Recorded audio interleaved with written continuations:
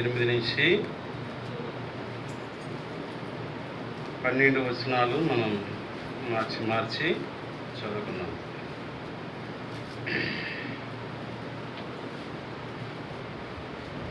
తుదకు మీరందరూ ఏక మనస్కులై ఉండవాలని సుఖదుఖముల యందు ఒకరు పాల్పడి సహోదర ప్రేమ గలవారును కరుణాచిత్తులను వినయ మనస్కులై ఉండుడి.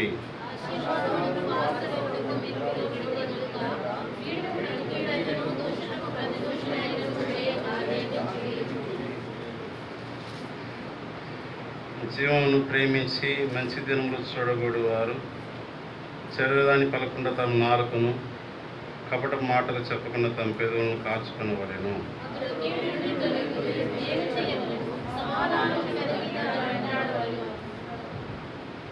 12వ వచనం మనం అందరం కలిసి చదువుకున్నాం.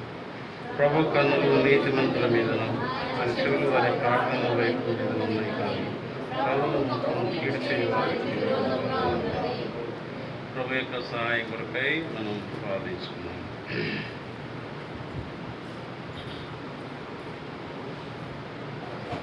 తండ్రి స్తోత్రంలో మరలా మీ పాసనికి వస్తుంటున్నా జ్ఞాపకం చేసుకోండి. దేవా బలవర్తమాన విషయంలో చదవండి, వాక్యాన్ని విడిచిపెట్టండి. మరొకసారి మీ నిలబడుచున్న మీ ఆస్తుని చాటును మరుగుపరచండి. నా నోట మీ వాక్యమును ఉంచుతూ రమ్మని వేడుకుంటున్నాను. దేవా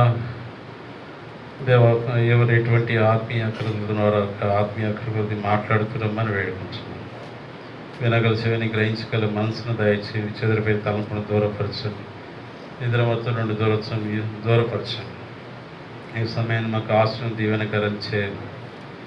దేవా దయ చూపిస్తారమ్మని వేడు. నాయక పెదవులు, నాయక స్వరం, నాయక నోరు, నాయకును దేవా ముట్టురమ్మని వేడుకుంటున్నాను. సహాయం దయచేయండి.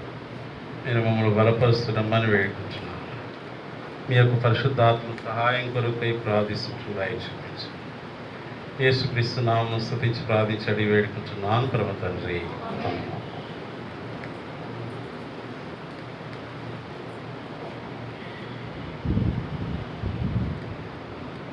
మొదటిగా మనం చూసినట్లయితే 1 పేతురు 3వ అధ్యాయం 8వ వచనం.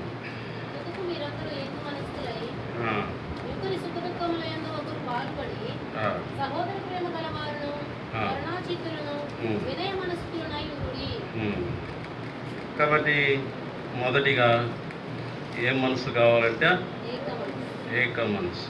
కాబట్టి ఏక మనసు అనేది అవసరమైంది. కాబట్టి అపోస్తల కార్యములు 2వ అధ్యాయం 46వ వచనంలో చూసినట్లయితే, అపోస్తల కార్యములు 2వ అధ్యాయం 46వ వచనం తీసినవాడు చదవండి. మరియు వారు ఏక మనస్కులై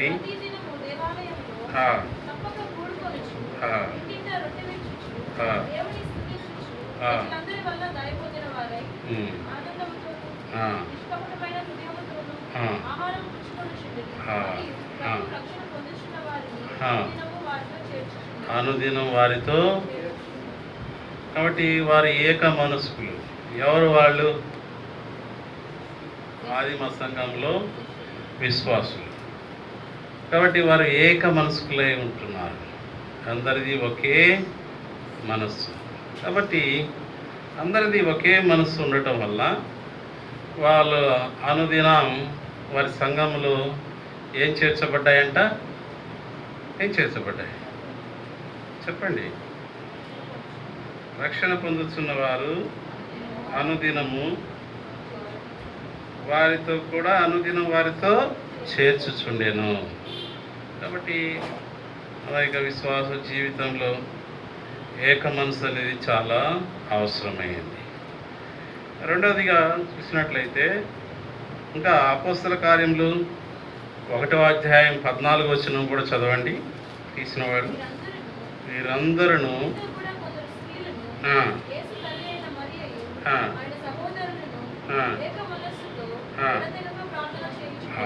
కాబట్టి వీరందరూ ప్రార్థన కూడా ఎలాగా చేస్తుంటున్నారు? ఏక మనస్సుతో చేస్తుంటారు. ఏక మనస్సుతో చేసినప్పుడు వారి మీదకి ఏం దిగినప్పుడు?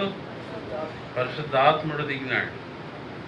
కాబట్టి పరిశుద్ధాత్మతో నింపబడిన వారై వారి ద్వారా దేవుడు అద్భుతాలు సూచక్రియలు మరి వాళ్ళు చేస్తూ వచ్చారు. కాబట్టి ప్రియమిటి వాళ్ళారా, ఇంకా చూడండి, అపోస్తల కార్యములు 4వ అధ్యాయం 32వ వచనం. 4:32.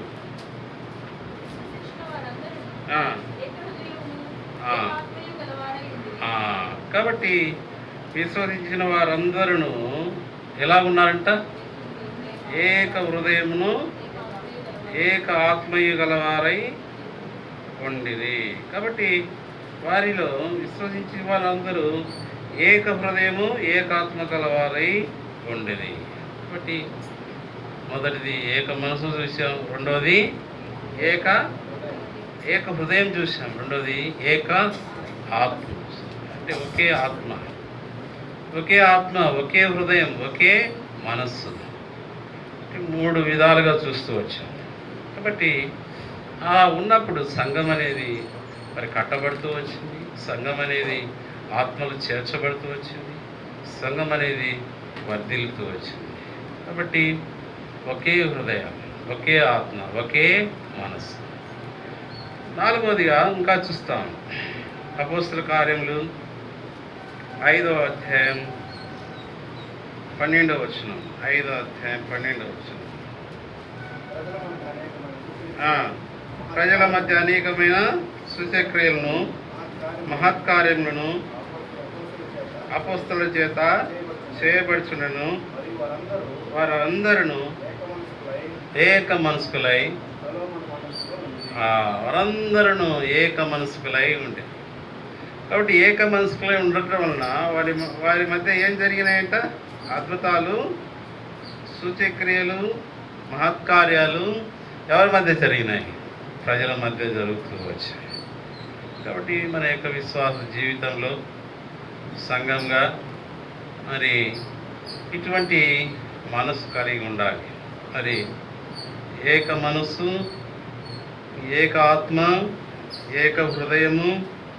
ఇంకా చూసినట్లయితే అపోస్తల కార్యములు 15వ అధ్యాయం 25వ వచనం, 15వ అధ్యాయం 25-26 వచనాలు. 15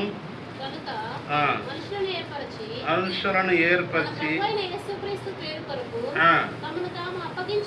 తమను తాము అప్పగించుకుని బర్నబా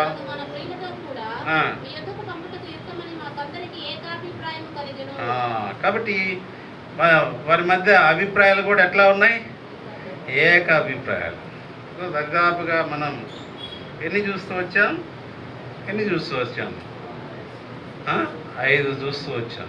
ఏక మనసు, ఏక హృదయం, ఏక ఆత్మ, తర్వాత ఏక అభిప్రాయం. అంటే వారి మధ్య కూడా అభిప్రాయాలు కూడా ఎట్లా ఉన్నాయి? ఏక అభిప్రాయం కలిగి ఉంటాయి. కాబట్టి ఏక అభిప్రాయం ఉన్నప్పుడు బర్నబా పౌలు అను మన ప్రియులు మీ యొద్దకు పంపుడు యుద్ధమని మాకందరికీ ఏక అభిప్రాయము కలిగాను. కాబట్టి అభిప్రాయాలకు కూడా అభిప్రాయ భేదాలు అనేవి లేదు, ఒకే అభిప్రాయం, కాబట్టి ప్రియమిటి వాళ్ళరా, సంఘం అప్పుడు కట్టబడుతూ వచ్చాయి, సంఘం వర్ధిల్లుతూ వచ్చాయి, సంఘం మధ్య అద్భుతాలు ఆశ్చర్యకార్యాలు సూచక్రియలు చేయబడుతూ వచ్చాయి. సంఘంలో అనేక అనుదినము మరి ఆత్మలు చేర్చబడుతూ వచ్చాయి. కాబట్టి ఈ యొక్క మధ్యాహ్న సమయంలో మనలో చేస్తున్న మనం సంఘంలో మరి ఇంకా ఏక ప్రేమ కూడా మనం చూస్తాం. చూడండి, ఫిలిప్పీయులకు రాసిన పత్రిక 2వ అధ్యాయం 1-2 వచనాలు చదవండి. కావున క్రీస్తునందు ఏ హెచ్చరికైనను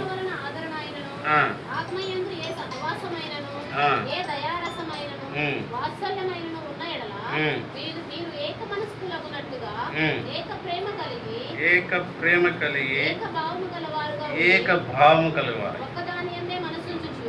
అంటే 6 వచ్చినాయా? అప్పటికి వచ్చినాయా? అంతా ఏకత్వం, వన్నెస్.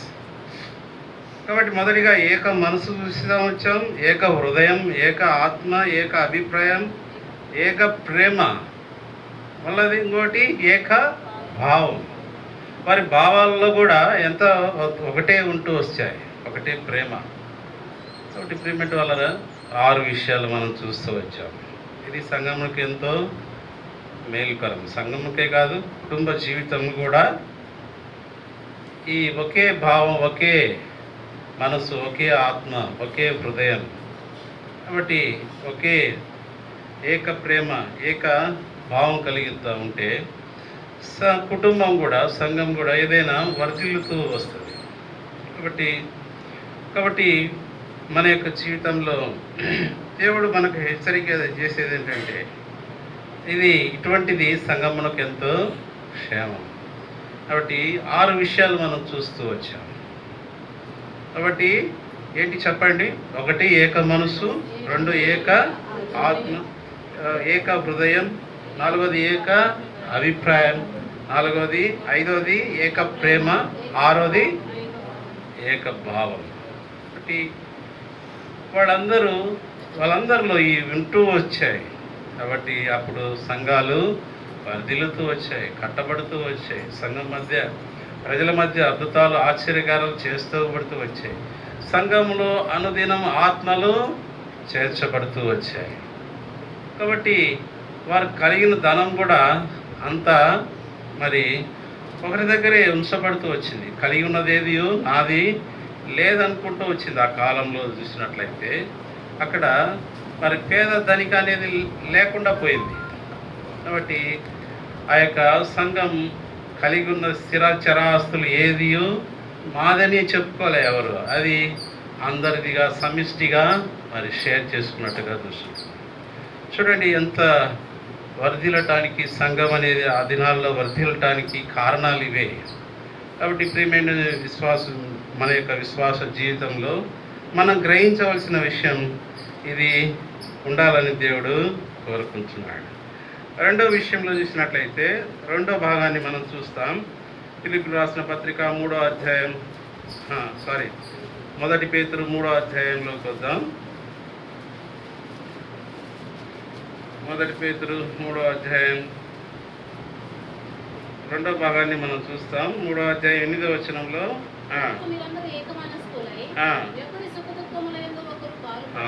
2వ విషయం చూసినట్లయితే ఒకరి సుఖ దుఃఖముల యందు పాలు పొందినట్లుగా చూస్తుంటున్నాం. కాబట్టి దీనికి ఫిలిప్పీయులకు రాసిన పత్రిక 2వ అధ్యాయం 4వ వచనం చదువుతాం. 2వ అధ్యాయం, మీలో ప్రతి వాడును సొంత కార్యములు మాత్రమే కాక ఇతరుల కార్యాలను కూడా ఏం చేయాలంట? చూడాలి.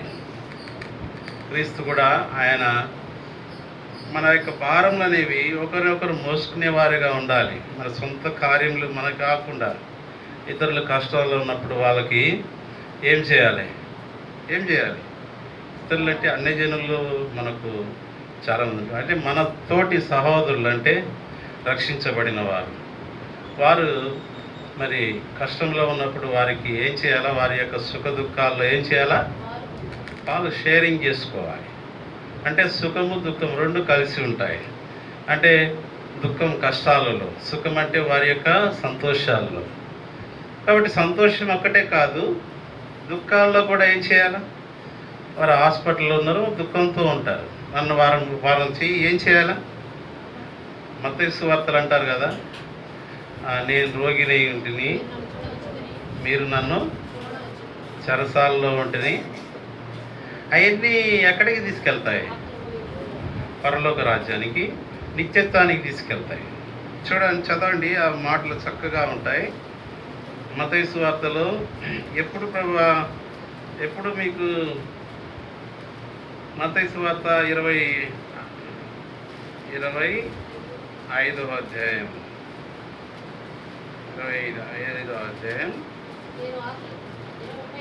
35 వచనం చదవండి.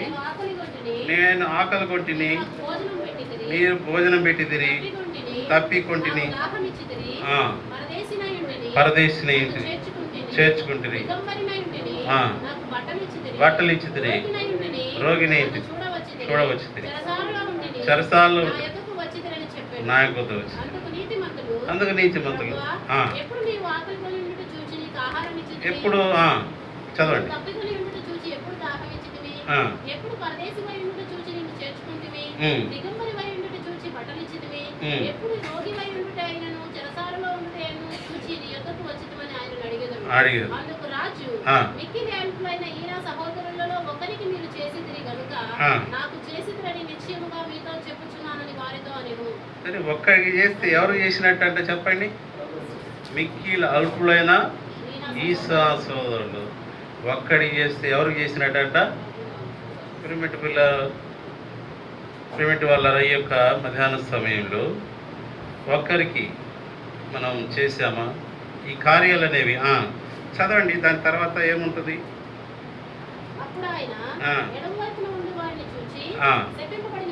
శపింపబడిన వాళ్ళ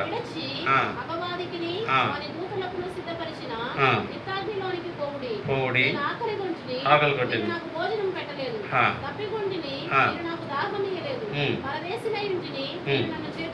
చేర్చుకొనలేదు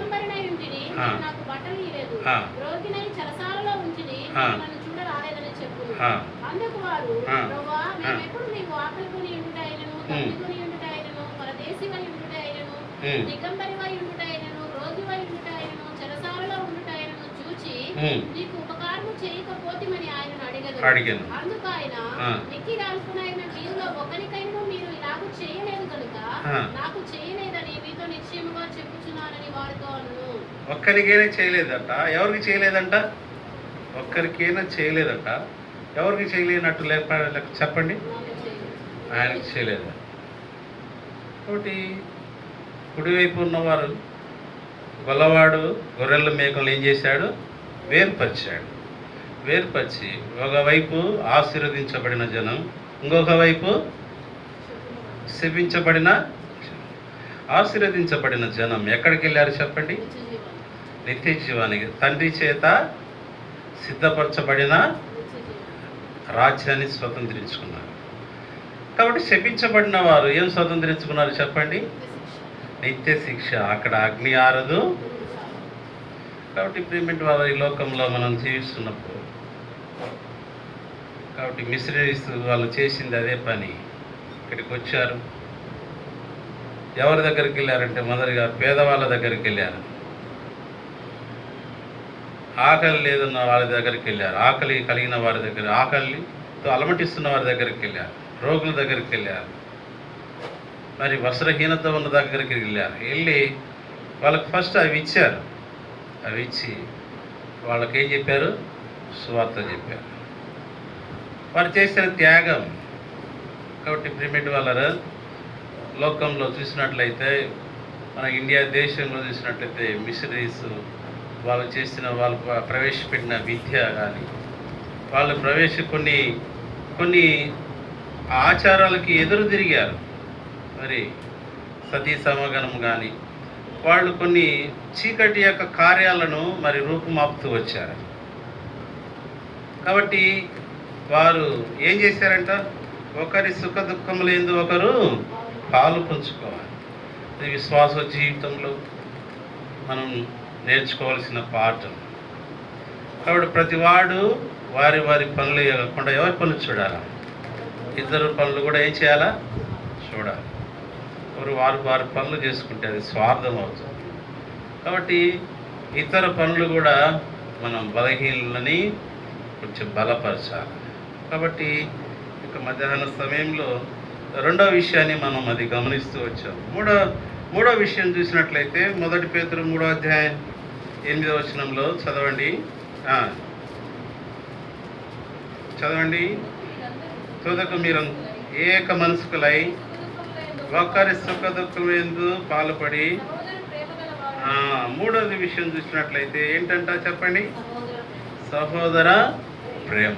కాబట్టి 1 యోహానులో రాసింది చూడండి. 1 యోహాను 4వ అధ్యాయం 7వ వచనంలో, 4వ అధ్యాయం 7వ వచనం చదవండి.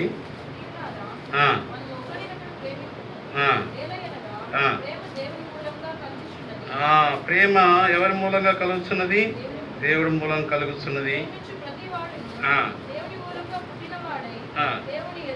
దేవుడు ప్రేమాస్వరూపి, ప్రేమ లేని వాడు దేవుని ఎరుగడు. మనము ఆయన ద్వారా జీవించినట్లు దేవుడు తన అద్వితీయ కుమారుని లోకంలోనికి పంపాడు. దీని వలన దేవుడు మన యందుంచిన ప్రేమ ప్రత్యక్షపరచబడింది. ఇందులో ప్రేమ అనేది ఉంది. కాబట్టి ప్రియులరా, మనం క్రియలు కలిగిన విశ్వాసం కలిగి ఉండాలి.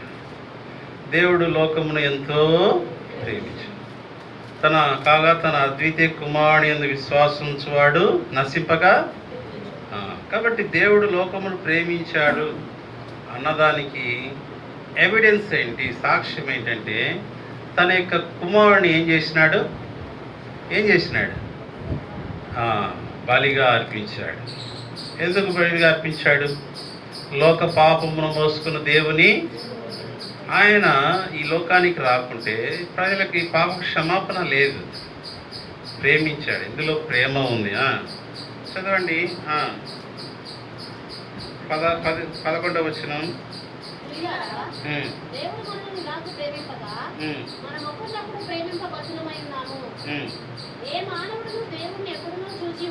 చూచి ఉండలేదు.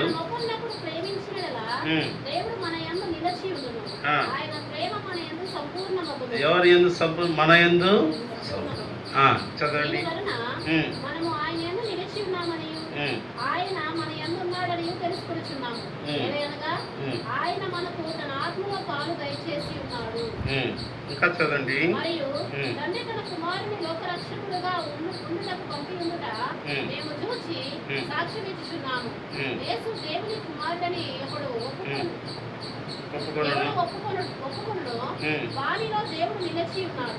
వాడు దేవుని యందు ఉన్నాడు. మన ఎడల దేవునికి ఉన్న ప్రేమను మనం ఎరిగిన వారమై దాన్ని నమ్ముకుని ఉన్నాము.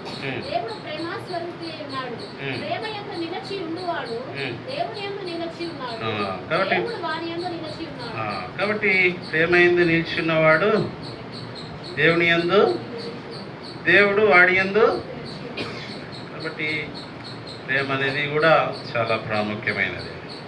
కాబట్టి దేవుడు ప్రేమ స్వరూపి ఉన్నాడు. ఇంకా కూడా చదివినట్లయితే 18వ వచనం. భయం ఉండదు.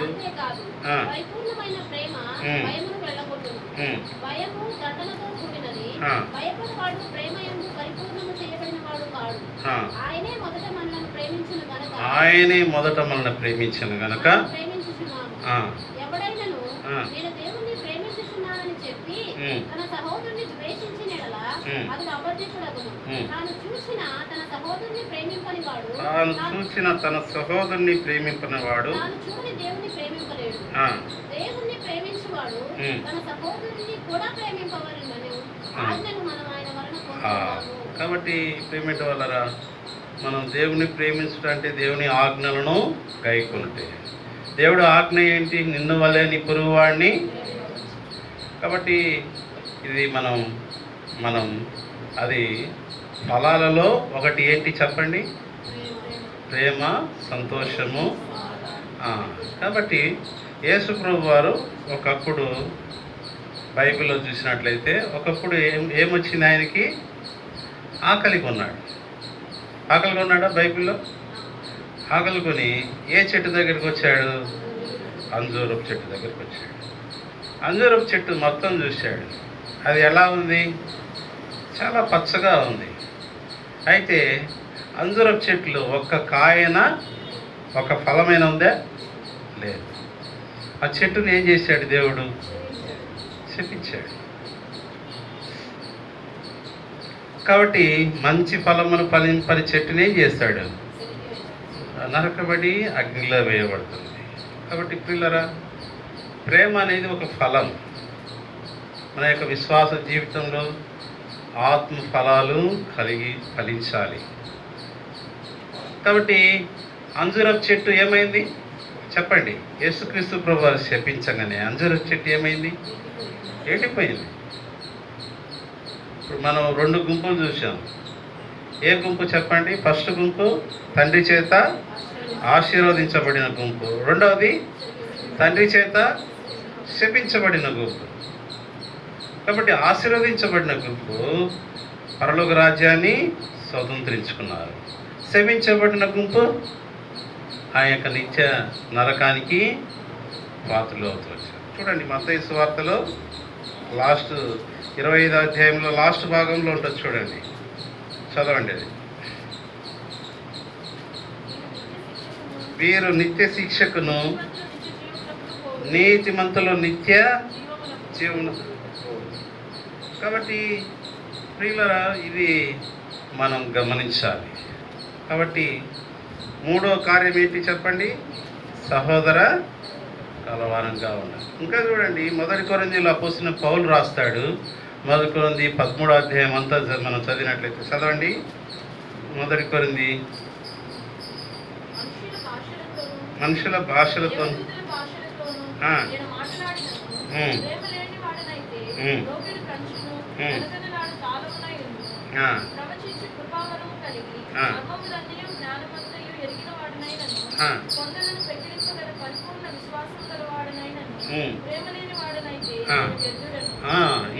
ఇన్ని ఆత్మీయ వరాలు కలిగినన్నా కూడా ఇటువంటి ఆత్మీయంగా మరి తనకు విశేష వరాలున్నా కూడా అపోస్తలుడైన పౌలు అంటున్నాడు, ప్రేమ లేని వాడినైతే వ్యర్థుడు అంటాడు.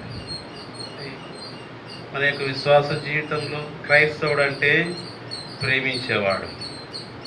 దేవుడు మనల్ని ప్రేమించాడు, అదేవిధంగా మనల్ని కూడా ఈ లోకమును ప్రేమించాలి. అంటే సహోదర ప్రేమ అంటే నిన్ను వలె నీ పొరుగు వాడిని ప్రేమించాలి.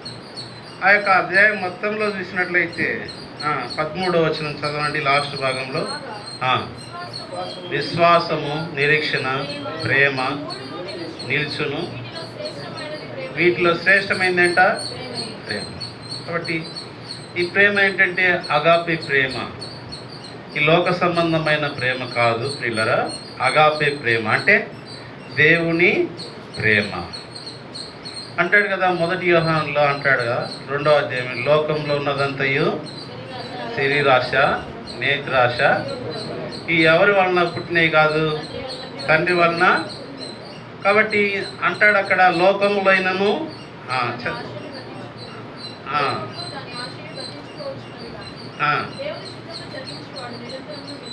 అంతా 15వ వచనం చదవండి. లోకంనైనను, లోకంలో ఉన్న వాటినైనను అంటే ఏంది లోకం చెప్పండి? శరీరాశ, నేత్రాశ. ఈ లోకాన్ని ఏం చేయకూడదు? ప్రేమించు. లోకం ప్రేమిస్తే తండ్రి ప్రేమ వాడిలో లోకంనైనను, లోకంలో ఉన్న వాటినైనా ప్రేమించుంది. ఎవడైనా లోకమును ప్రేమించి అంట తండ్రి ప్రేమ వాడిలో ఉండదు. లోకంలో ఉన్నదంతయు శరీరాశ, నేత్రాశ, జీవపు ధర్మం. నాకంటే ఎవరు లేరు. జీవపు ధర్మం, శరీరాశ, నేత్రాశ. నువ్వు ఎంత చూసినా నేత్రాశ అనేది నీ కళ్ళు పోవాల్సింది, కానీ కళ్ళు పైకి మళ్ళీ కళ్ళజోడు తెచ్చుకోవాల్సిందే. కానీ ఆ నేత్రాశ అనేది తృప్తి పడతావా? లేదు. కాబట్టి ప్రియులారా, ఇది కాదు, లోకమును ప్రేమించేది కాదు. నిన్ను సహోదర ప్రేమ మీద నిలిచి ఉండాలని దేవుడు హెచ్చరిక చేస్తుంది. 4వది విషయం చూసినట్లయితే చదవండి. 1 కొరింథీ 1 పేతురు 3వ అధ్యాయం. ఏక మనస్కులై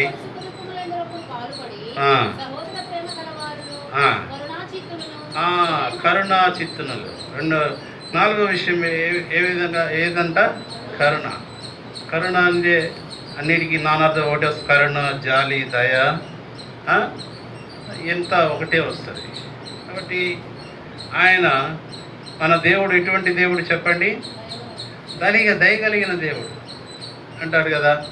దయ గలవారి ఎడల దయ చూపించేది, కఠినుడి ఎడల వికటం చూపిస్తాడు. అనేక జీవితాల్లో ఏముండకూడదంట? కఠినత్వం ఉండకూడదు, సాఫ్ట్నెస్ అనేది ఉండాలి. ఏ నెలలో విత్తనాలు పండుతాయండి చెప్పండి? మంచి నేల అంటే సాఫ్ట్నెస్. ఆ రాళ్ళు ఉండవు, ముళ్ళులు ఉండవు, గచ్చబద్దలు ఉండవు.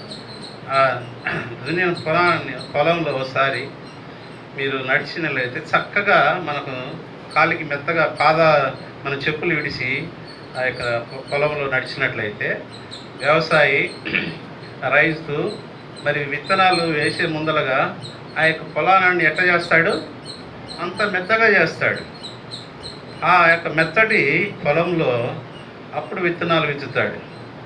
ఎట్లా పడితే అట్లా ఉండి ఆ యొక్క మెత్తని చేయకుండా విత్తనాలు వేసే పండవు. మనం చూసాం కదా, రాతి నేలను పడిన విత్తనం ఏమైంది, ముళ్ళ పొదలు పడిన విత్తనం ఏమైంది, దారి పక్కన పడిన విత్తనం ఏమైంది, ఫలించలే. అయితే ఏ విత్తనం ఫలించింది చెప్పండి? మంచి నేలను పడిన విత్తనం 30 అంతలుగాను 60 అంతలుగాను 100 అంతలుగాను ఫలించింది. కాబట్టి మన యొక్క జీవితాల్లో ఫలించాలంటే ఆ యొక్క మెత్తదనం అనేది చాలా అవసరం. సాత్వికులు ధన్యులు, వాళ్ళు ఏం స్వతంత్రించుకుంటారంట? భూలోకాన్ని. ఫర్ ఎగ్జాంపుల్ చూసినట్లయితే మదర్ తెరీసా గారు, ఆమెకు ఎక్కడికి వెళ్ళినా ఫ్లైట్ టికెట్ అవసరం లేదు. ఎందుకు? ప్రపంచాన్ని చుట్టేయటానికి అనుమతి ఇచ్చారు. ఏ దేశానికైనా వెళ్ళచ్చు. సాత్వికులు ధన్యులు, వాళ్ళు భూలోకాన్ని స్వతంత్రించుకుందా? సాత్వికం నన్ను గొప్ప చేయను. కాబట్టి ప్రియులరా, కరుణ చిత్తులను, అది క్రిస్టియానిటీకి ఒక సేవ అనేది ఒక మంచి ఫలం లాంటిది కరుణ. కాబట్టి కుష్ఠరోగులను చూసింది, ఆ యొక్క అనాథులైన చూసింది దేవుడు. ఆమె దయ కలిగింది. మరి ఎక్కడో దేశం కాని దేశం మరి ఇక్కడికి వచ్చి కలకత్తాలో దిగి మరి మురికివాడలో సేవా గుణం అంటే సేవ చేసింది పిల్లరా. కాబట్టి మనం ఆ విధంగా ఉండాలని దేవుడు కోరుకుంటున్నాడు. 4వ విషయం చూసినట్లయితే, 5వ విషయం చూసినట్లయితే చదవండి. మొదటి పేతురు 3వ అధ్యాయం, వినయ మనస్కులై. కాబట్టి యెషయా 57వ అధ్యాయం 5వ వచనం చదువుకుందాం.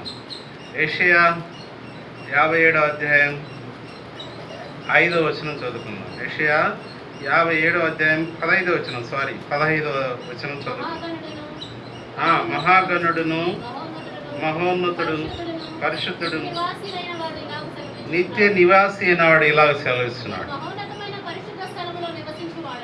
నేను మహోన్నతమైన పరిశుద్ధ స్థలంలో నివసించేవాడను, ఆయనను.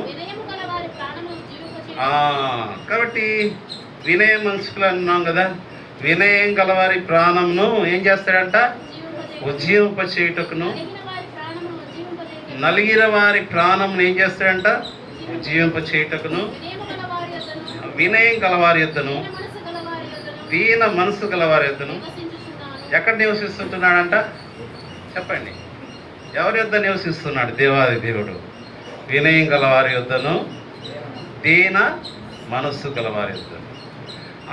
మహాకాశంలో ఆయన పట్టజాలవు. అయినా ఎవరి యొద్ద నివసించడానికి దేవుడు ఇష్టపడుతున్నాడు చెప్పండి? వినయం గలవారి యొద్దను, దీన మనస్సు గలవారి యొద్దను. కాబట్టి మనం 5 విషయాలు చూస్తూ వచ్చాం. ఆ విధంగా బలలో చేస్తున్న మనం ప్రతి మనుష్యుడు తను తాను ఏం చేయాలా? మనం ఇటువంటి క్వాలిటీస్ మనలో ఉన్నాయా? లేకుంటే ప్రభువా నేను ఫలించుటకు సహాయం దయచేయి. ఫలించాలంటే యేసుక్రీస్తు ప్రభు చేత అంటుకట్టబడి మనం విశ్వాస జీవితంలో ఫలించేవారు ఉంటకు ప్రభు మనకు సహాయం దయచేయి. మనం ప్రార్థన చేద్దాం. ప్రతి మనుషుడు తను తాను పరీక్షించుకుందాం. కళ్ళలో పోయే ముందలుగా చెప్పబడిన వాక్యం మన హృదయంలో మరి ఫలించేలాగా వృద్ధించుకొని ప్రతి మనుషుడు తను తాను యోగ్యమైన రీతిలో